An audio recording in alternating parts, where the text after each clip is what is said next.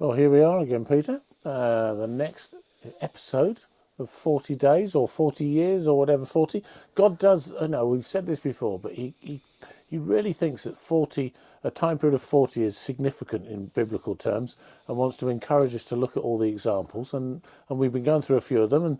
And I've got a new one for you today on Elijah. But the thing about this 40 days or 40, a period of 40, is that at the end of it, there's usually something significant to help us to work out our purpose in life, and and I want to encourage people to be thinking about that. And this one is the story of, well, one of the stories of Elijah.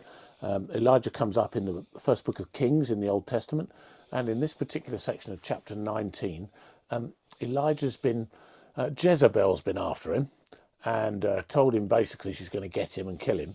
And so he runs in fear of his life.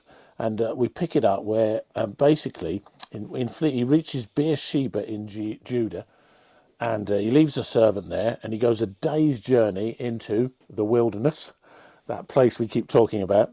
And he came to a broom bush, and he sits down under it, and he prays for death. He's got a bit of a death wish because he just wants to get out of the situation he's in. So it's all very desperate. He says, "It's enough, Lord, take my life, for I'm no better than my fathers before me." So this is a real low point for Elijah. And then he lays down under the bush, and an angel touches him and says, "Rise and eat." And then a bit later on, after that, and he's laid down again, and then the angel comes again, touches him a second time, and says, "Get up and eat again. The journey's been too much for you."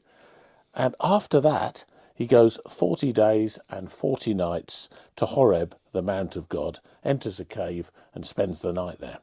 And at the end of it, he gets asked by the Lord, "Why are you here?" And he says, "Because of my great zeal for the Lord, the God of hosts." And again, he gets to repeat that a little bit later in the chapter. And the whole thing then unfolds where Elijah profoundly does some anointing of kings and prophets. And the story just unpacks the purpose of Elijah at the end of his life. And so it's a profound story of how God works, because he first of all puts Elijah in a desperate place, and then he picks him up, gets him to eat enough to survive a wilderness experience, and then the whole thing gets better again. So it's a powerful story. I'd encourage people to read it. It's in 1 Kings 19. And so I want to bring Peter in and say, after all that, Peter, a very brief summary of a bit of Elijah. Any thoughts? Well, I've got quite a basic thought. Go on. So, when a miracle happens and somebody's situation suddenly gets better, that could be seen as an act of God, a miracle. Well, the obvious question is, why would God make people suffer in the first place?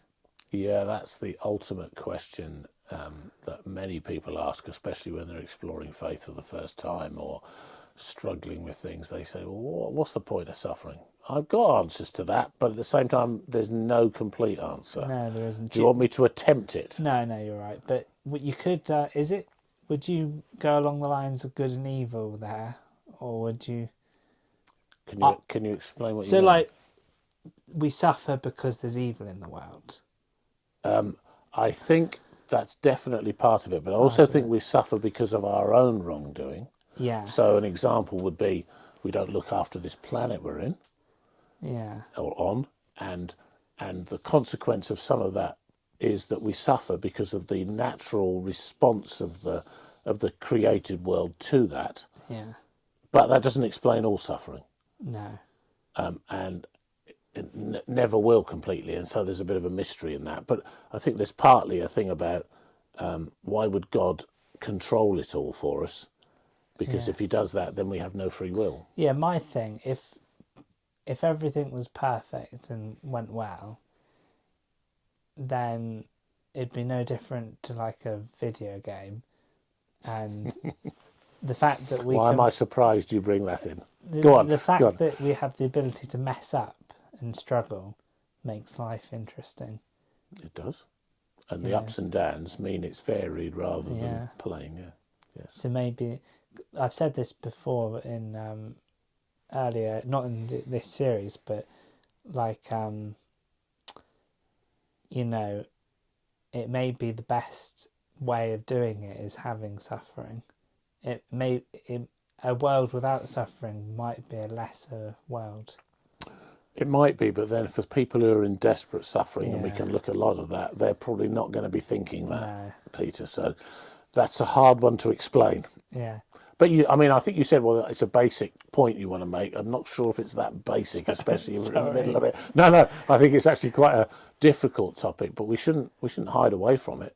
Yeah. I think the fact that sometimes the answer is I can't fully explain doesn't mean that it negates a lot of the stuff that goes with it. It's the baby in the bathwater thing, really. The thing that helps is in the story of Job, God explains that since you don't understand the physical process of the world with like how a lamb is born and whatnot, don't expect to understand the moral world, which is more complicated.